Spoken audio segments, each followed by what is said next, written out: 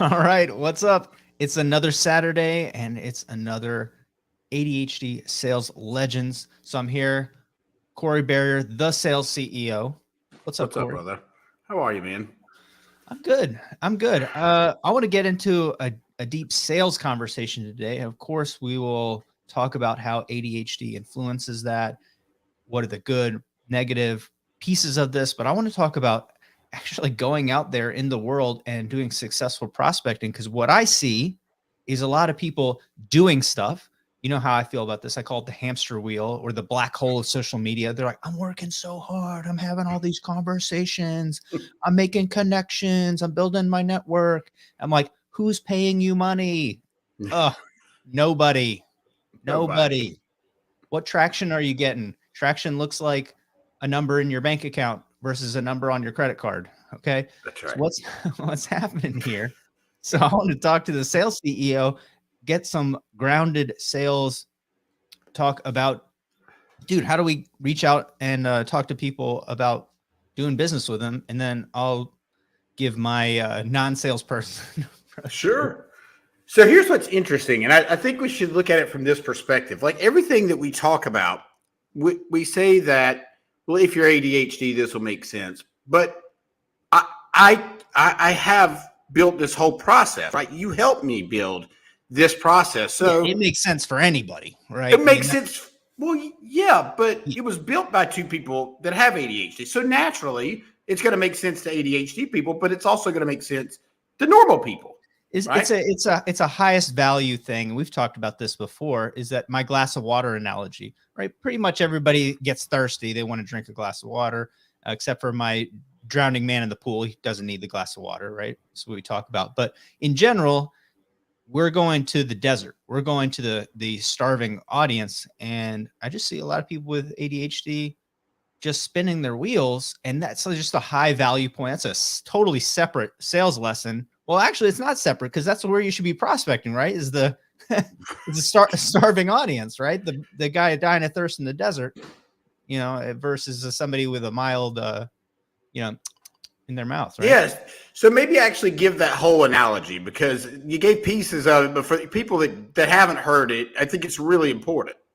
Yeah. So this is something that I've spent a really long time developing, and probably longer simplifying the idea of this. Is that everybody wants to ask me, particularly because I do products. So I'm all about creating products and offers and positioning those, and then we build them, of course. But why are some things 10 times, 100 times, 1,000 times more expensive than other things? Is because cost is fixed based on the design or the fulfillment cost of a thing. So fulfilling a service, but price is subjective.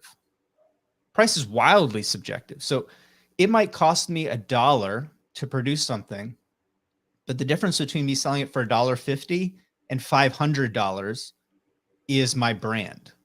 It's my value statement, and it's all perceived on the other side of things. So, people are, I have a cool idea. I'm like, no, you don't. You don't have a cool idea, because cool is subjective. It is something that comes from the outside in. It is a subjective statement. You think that it could have the potential of being cool. Now we find the audience that's starving, that perceives it as cool. They apply that label to us, right? So my simple analogy for this is that value is contextual. It depends on the situation that you're in. I could have a glass of water. That's my product. That's me. And a bad business, they go around looking for people that are thirsty. That's your average normal business. But that same glass of water, if I give it to a man dying of thirst in the desert, it saves his life. It's worth anything. It's worth $1 million. It's worth a friend for life. It's worth anything. If I gave that same glass of water to a man drowning in a pool, it makes me an asshole. Okay. So Right. it's just, the context is me searching out for subjective value. So this is a key part of prospecting, is that using the shotgun approach, or using the blasting a group approach, or the spam approach, or even, I argue that the social media or even the ad approach is foolish, because I look at the ad approach or the social media approach as you're like selling bottles of water like at a barbecue. Like, people are pretty thirsty, right? Right. But if another dude rolled up with bottles of water, they would be your direct competitor. There would be no value where you separated yourself from that other person. You'd be competing on price. You'd have to learn all the sales tactics and tricks and be like 2 for 1, this. All of a sudden your business becomes extremely complex and you have to be a real hardcore badass to stay in business. So that's where everybody's competing, and they're hiring you to learn. They want to learn the tricks, the hacks. Like, how do I say this thing? And like, I'm too lazy and dumb. I just go to the desert. I say, I'm going to put my water stand here. I'm going to save people's lives. But my water, because I had to transport it farther, it's worth 1%. I'll give you a bottle for free. And then we become friends for life. Right? We're going to talk about this too. Is I tend to be on that side of things. There's other people that they'll put their stand next to me and they'll say, buy bottle of water's $1 million, or, you know, you've seen the guru things is like, it's $1,000, $5,000, $10,000. I tend to just say, hey, the bottle of water is free. It barely cost me a thing. Now, hey, what can we do together? That's resulted in millions of dollars worth of revenue versus the other guy selling $100 bottles of water. He's still got like $300. I've got $30 million. You know, right. Well, and look, we talked about this the other day, not on the podcast, but Dan Fleischman does this. He does the same thing, right? Relentlessly. Like, he's a master at it. And you do very similar stuff that he does. But the point is like, there's so many different ways to gain business from both your current people, your current customers. You can prospect your current customers. That's okay, right? You want to ask for a referral. Yep. Absolutely. They're already sold on you, right? Unless you're doing a shitty job, right? If you follow this, dude, this is my whole adage. Make something worth sharing, right? So build your product or service on a foundation where it's so good that people want to talk about it. Go find the highest value version of that thing. And that's it. That's your foundation. Like I'm going to talk about this later today on a different live stream, but it's really super simple. We only do 2 things in business. And if you're really lucky and you turned your offer into like a bigger business, we do 3 things. So we get attention, we nurture, and we support. That's it. These are 3 things. I'm going to destroy anybody's marketing that wants to prove me wrong. I can break down why other marketing systems boil down to this. It's not a bunch of tricks, but think of it like this: is because I get almost all my business through word of mouth, and people are like, "Oh, word of mouth is you can't rely on it, right? It's shit." And I'm like, well, you just don't know the strategies, and you can't do the strategies because you're on the hamster wheel. They're on a treadmill of ads. They're on a treadmill of like spam emails, social media, black hole, the whole thing that I rail against. And they're looking at me walking along, and they're on the treadmill running their ass off. Like I'm prospecting. I'm getting poor leads. And in the meantime, I'm just saying, hey, I'll hop on a Zoom call with anybody who's trying to launch a product. You're not my customer, but I will blow your mind and I'll give you a plan to do whatever you're trying to do, get past whatever obstacle that you have. And I'll do that for free, half an hour, right? If you're an operator, you're a real entrepreneur, you're ready to go, but you have questions, obstacles, something that's in the way, I will get on a call. I'll tell you anything that I know. I have nothing to sell you, and I will refer you to anyone that can help you. And that blows people's mind. But dude, that person, they get helped. And it's not like even that they will become somebody who's my customer. It's that they'll come across my customer and they're like, you have to talk to Callie. You have to talk to him. You're his customer. Call him up. Here's his Calendly link. Here's his social media. And that person will hop on a call and they'll say, you help my friend X do this. How much did that cost? And I'll say, I did it for free. I connect with 1 or 2 people every single week, and I do that for free. I do limit that channel, right? Because you don't have to do, this is so powerful that you don't have to do it all day long. And if you have ADHD, you're going to be like, I got to get on a Zoom. Callie said, be on a Zoom 3 times a day. Don't do that. Work on your business, work on fulfillment. You do this 2 times a week. It will blow your mind. In 6 months, your life and business will be unrecognizable from the way that it is today. Yeah, but limit the time too, right? Yeah, Make limit sure the you time. limit the time because ADHD, well, Dude, I give people we just half an go off hour. the rails. I give people Yeah. half an hour, and that's the thing. And that's why I have the podcast. That's why we do these live streams, because if you have more questions, hey, let's implement what we talked about. Maybe we'll talk again in a month. But look, I have 100 episodes of End Hype.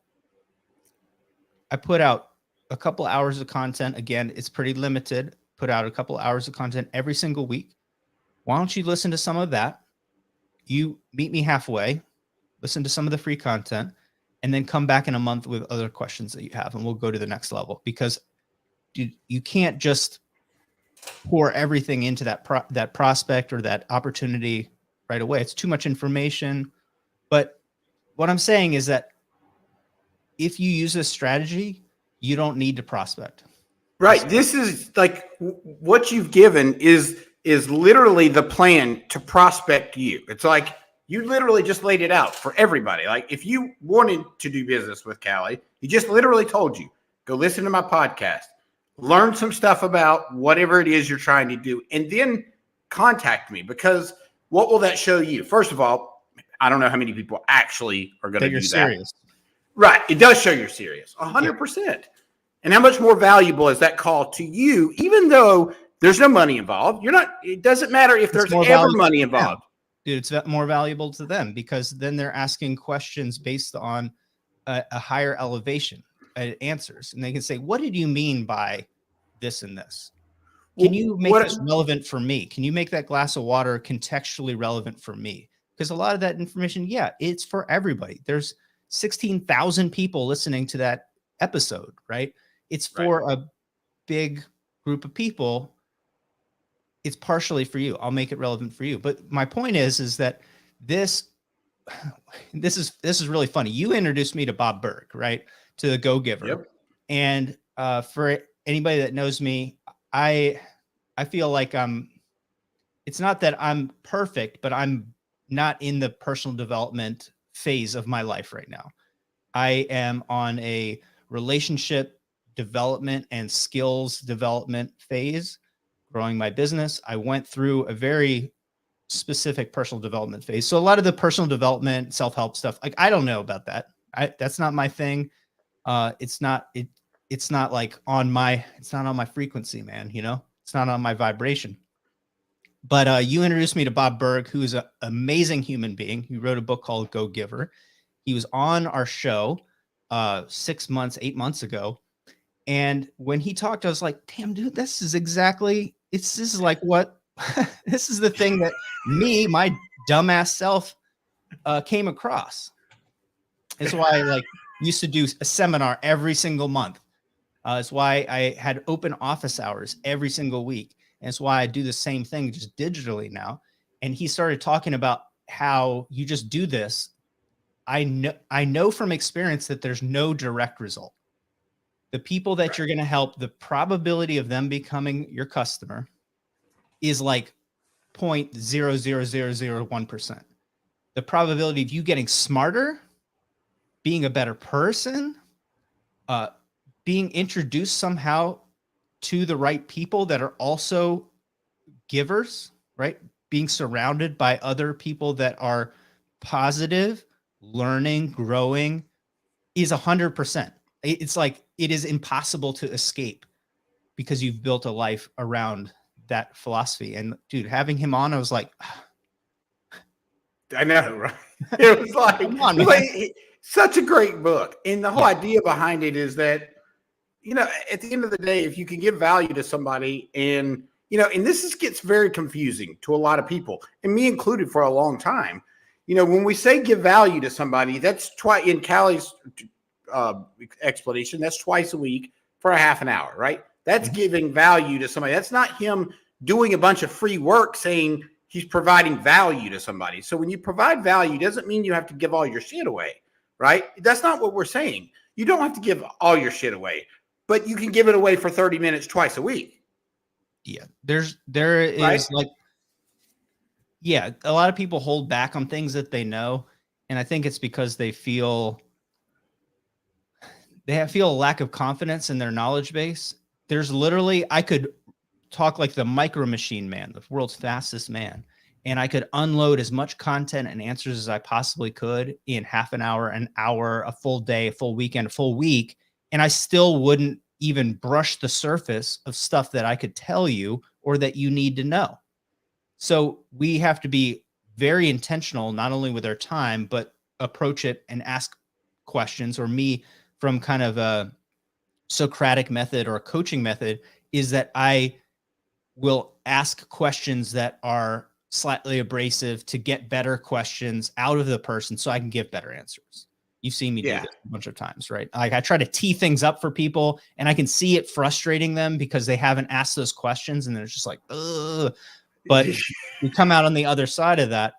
And dude, if you can't worry about that stuff. You can't worry about it. Corey, you know so much different things about different things. There's no way that in that half an hour or an hour or our live streams every week that you're just going to like, whoops, now this person's never going to want to hire me. So like, there's people out there that are thinking that. I see them in the posts. I'm like, dude, that's because you don't know anything. You're reading another book. Like you're reading another book about X, like whatever, you know? And here's the messed up thing. It's like, I like those books. They're dopamine hit. Like you read like Winning, right? You're like, this is so cool, right? Relentless. That's cool. The David Goggins book. That's cool. The Jocko Willink book. Oh, that's cool. But guess what? All those books I just mentioned and all the books that wish they were those books, they're all the same book. Just read one of them. They're all the same book. Yeah. Yep. Winners just do stuff. Okay, there you go. You don't need to read any of those books. Winners do stuff. Losers read books about stuff. Okay, that's it. I just saved you $100. You don't need to buy those books. If you know, the dopamine rush is good. The books are fine, but it's like, what did you learn at the end of that? That you just wasted like 10 hours of your life reading a book about winning instead of actually winning, right? Oh, well, right. And I think the bigger question is, what do you do with all the information that you read? So unless you're actually putting it into action, I listen to stuff that actually helped me do my job better, that helped me connect with people better, that helped me to understand more about different types of body language or facial expressions or different sales methods that I've never heard of, that I want to understand, because there could be that one thing. There could be that. And I'll give you a great example. There's I'm going through Jordan's book right now. Mm-hmm. And he said, he mentions unconscious body language. And I'm like, man, like I know what that means, of course, but I had never heard it put in those terms. And so it's interesting because unconscious body language is where, for example, if you're standing in the store, in the grocery store line, pay attention. You'll see people, you know, if they're waiting, they'll rub their neck, or they'll fuck with their ear, or they'll rub their chin, or lots of times they just fuck with their phone, aimlessly, because it's soothing, right? That's an unconscious body language. You don't even know you're doing it. And so the point is like, if you think you know everything, you don't know everything. You can learn something every single day. You know everything. Here's what's so crazy is like the people that think they're going to give away their information using my little, or, Bob's prospecting, he's not a salesperson. He doesn't put it in that context. I put it in the context of, I want to have a network of people that I've helped. And then I just noticed that, hey, those people are actually referring real customers that I couldn't call or talk to anyways. The kind of customers that I generally have, they don't have a phone number. It's very hard to get their email. If you sent them an email, you pretty much burn the bridge forever. You can't message them on LinkedIn through an automated tool. You can't show up at their door, all those things, right? So the only way to get to them is to help somebody so relentlessly that they say, hey, boss, this guy, he's like, he gives these free tutorials on like how to engineer using SolidWorks every month. And I learned all these cool techniques that are going to save us thousands or tens of thousands of dollars a month. And then he says, hey, can you come in and train all of my people to do this, this, and this? Absolutely. I'll come over. Why don't you come over to my place, tour the facility? You show what I can do for you. And of course I'll come over there. How much is that going to cost? Oh, don't worry about that. I don't care about that. Just have everybody come to the training next month. I'll train them every month for free. Don't worry about that. And it's like when you learn a lot of stuff from those books, dude, your prospecting gets better. And you'll never know what to go learn next unless you talk to other people about their problems. You'll be sitting in your sales bubble thinking like, I know everything. I know all the problems people have. I know all the problems my prospective customers could have or that my peers could have. I'm an authority in my space. If you go start talking to peers, talking to mentors, talking to other people, dude, you will realize so quickly you don't know shit. Okay. And you couldn't possibly learn all the stuff or give away all the stuff that you need. It's impossible, right? Right. Yeah. Anybody that says that, I'm like, it's because they don't know anything. And they'll never know anything because they don't give away what little they already know. Right. That's right. And it's a really hard concept for a lot of people. Look, we're talking about reciprocity here. That's all we're talking about. Right. I was listening to, and I do listen to books when I work out. I listen to books when I'm driving. I listen to books really whenever I'm not doing something that I have to be listening to. And so I was listening to a book earlier today, and this is exactly what he was talking about. He said, basically, there was two people, a subject matter, let's call it John, and let's call it Jerry. So John is the subject, and Jerry is like the guy that's interviewing the other guy. Right? I've already forgot the names, of course. So the subject says, "Can I go get a Coke?" And he says, "Yeah." You'll probably remember the story because I know you've read the book. It's Robert Cialdini.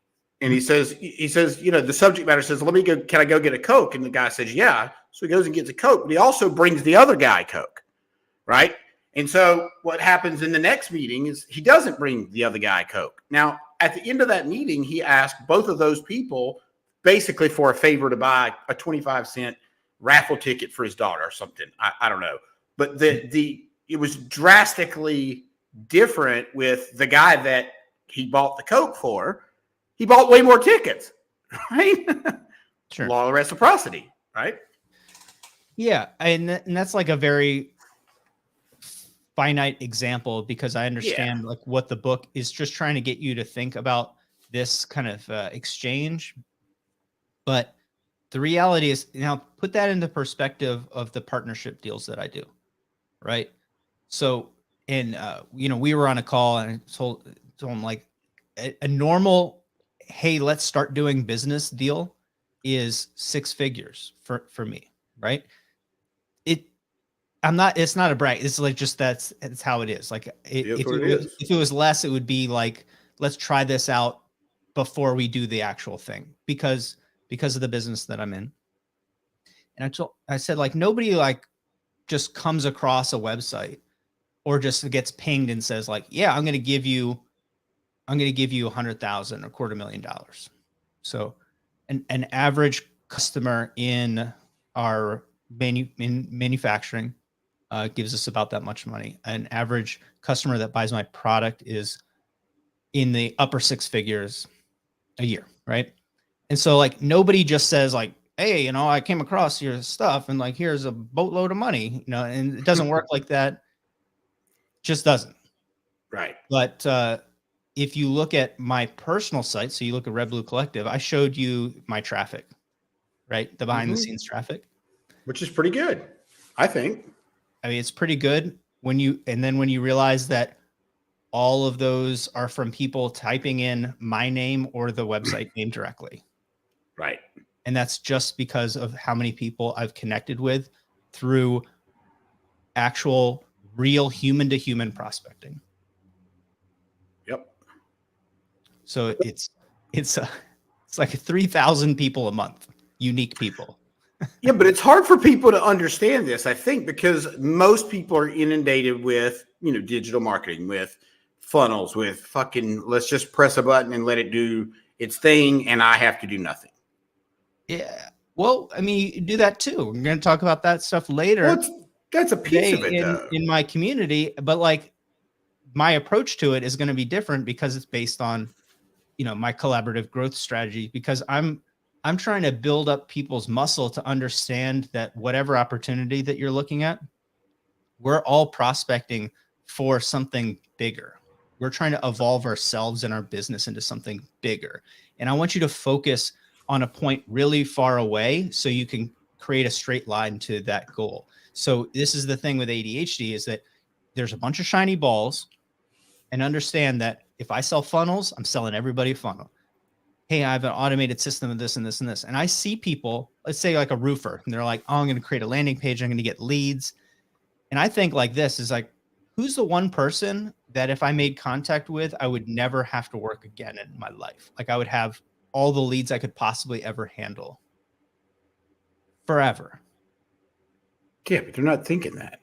Yeah, exactly. Because the reason is because I'm the only person selling that. And like, you can't say, hey, I have email sequences. Like people are selling these little pieces and say, Corey, I'm going to sell you spam emails. That's going to get you a lot of customers. If I send out 100,000 emails, you're going to get 100 leads. And out of those 100 leads, you're going to close 20 of them. And I'm like, dude, why don't I just get 100,000 customers? I don't understand. All right. Well, here's the thing is that no big business has ever succeeded without the technique that I'm talking about. And no entrepreneur that I talk about, almost none, use these techniques because they're prospecting for like on the treadmill. If I post 100 times, I'm going to get 1 lead. If I get 100 leads, I'm going to get 10 customers. And I'm like, dude, what if I just made one relationship with the guy that makes all the houses? Right. Yeah. Like, I don't understand. Like, why don't I just figure out like how to be of service to the people that run the HOA? I don't understand. You know what? I think this is why, right? Because the strategy, because I understand the strategy, but I think the strategy, it takes patience, which most of us are limited on. It takes patience is one of the biggest things, and it takes a little bit more time than that immediate hit of dopamine, so to speak. But it's the long game, right? It's the long game, dude. If you do it for long enough, it's not the long game. It's every single month. Right. But I'm saying the pipeline is longer to fill up. Yeah, for sure. And you need those little things to be able to prove competency. Be like, dude, I've already done 100 roofs in your neighborhood. So like I can give a deal where we can just schedule everybody's because we're already being, and then I can give a 20% discount. You know, your customer acquisition costs, you know, your moving costs, you know, your hiring guys costs. You just cut all that out and give them a discount and say like, hey, we're going to be in town. And we'll do this every 6 months. We'll do a deal with you guys where we give everybody a discount. And we just do as many roofs as possible. And like all that we want is we want to be like the go-to person. Send it out to the email list. Talk about it at the HOA board, right? And then literally you don't have to do the treadmill. You don't have to do the treadmill. Okay. But for them to say yes, you have to understand what your costs are. You have to have a good team. You have to have a good brand, or you have to have a good reputation. This is why we go through brand and offer and then partnership, because people, they jump the gun, right? We talk about this. They want to get married before they want to comb their hair. Right. Not alone go on a date or go to the bar or do whatever. They just are approaching random people on the street and asking them if they want to get married. Man, woman, cat, dog, right? Indiscriminate, right? And you use those other things as traction, but then people think so small. You know, they think so small. And I'm like, why don't you just go to the well, right? Go to the well and get all the water. Right. Yeah. Well, but I can't have all the water. I'm I gotta like, have. once you see the opportunities like this and you really start prospecting, you'll realize like, oh, that's why Callie was saying that I need to add value to my peers, because they're not competitors. They're future collaborators. Because if you're really great at sales and you work in that other elevation, you're going to have to hire every one of your competitors to handle a level of business that you're able to acquire. And since most people can't grow their mind to see those opportunities of that size, it's like, you know, it's like they're thinking piecemeal. They're thinking like one meal at a time. And I'm thinking like, I want to be full forever. I want to go to an infinite buffet. But in that case, I need all of my friends. I need a huge team to come in there and to handle the level of success that we're talking about. And so this is where I think that everybody has prospecting wrong. I just think that it's just absurdly, when I hear what people say, I'm like, this is the most absurd thing in the world. I have a business to run. I don't have time for any of this crap. Like maybe I can put a system in and get like a VA team, or I can have an automated thing or whatever. But in reality, it's so much easier just for me to go to a sales organization and say, you already have all the customers that I want. What does it look like for you to sell my service and my products additionally? I see that you already sell the products of my clients. So like, let's just start there. You start selling my product and let's just see what we can do on that tier. And then let's go to the next tier and the next tier. What would that mean to you? And they're like, I have to make 15% on every deal. I'm like, sounds good to me. Right. Yeah. Let's That's a do good that. deal. Right. Yeah.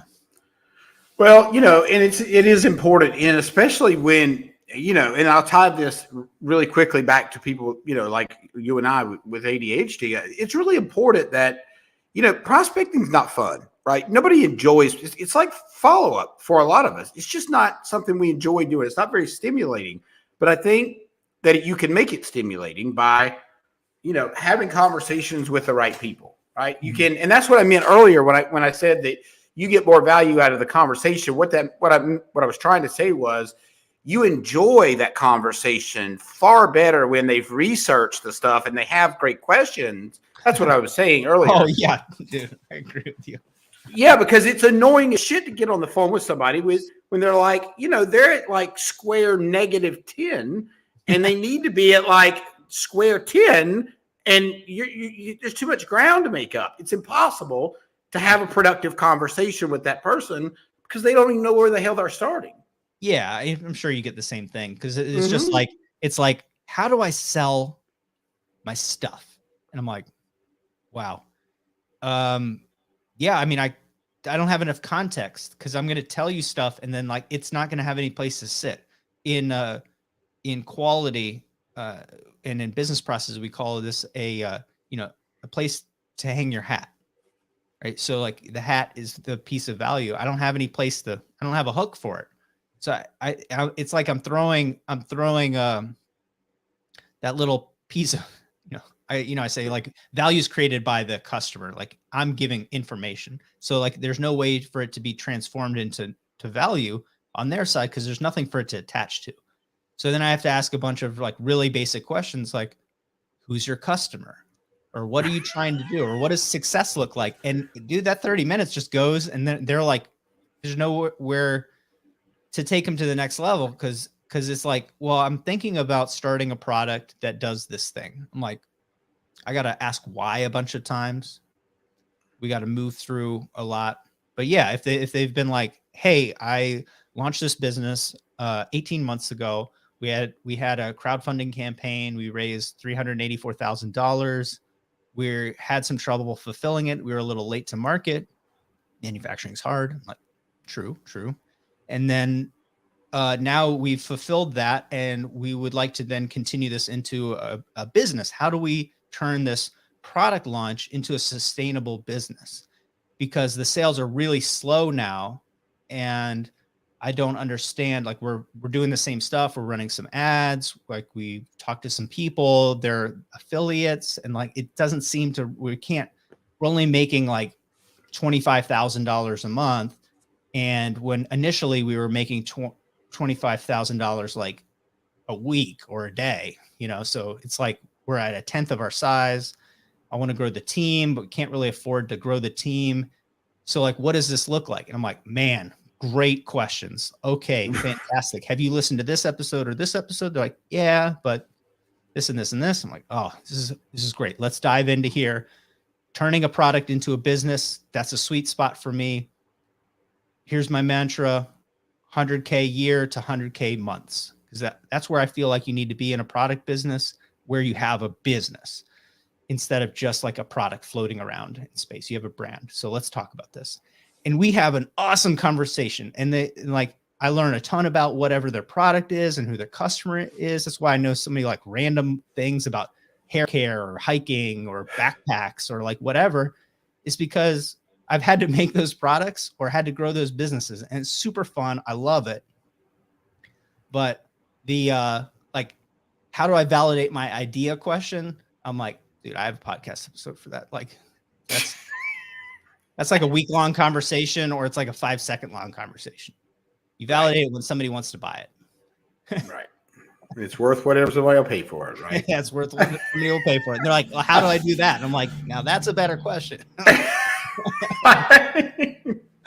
Yeah. All right, my man. Well, I think we've got all over the board here a little bit. That's but good. Well, it's about this. It's like I'll sum this up real fast, at least from my perspective. And I'd love to hear other people's perspective on this. I'm not totally anti-automated systems and ads. And like, you'll see me, I'm running a YouTube ad right now, an event ad, like I'm running some Facebook ads, but I'll tell you, like, most of my business comes from just finding people and helping them.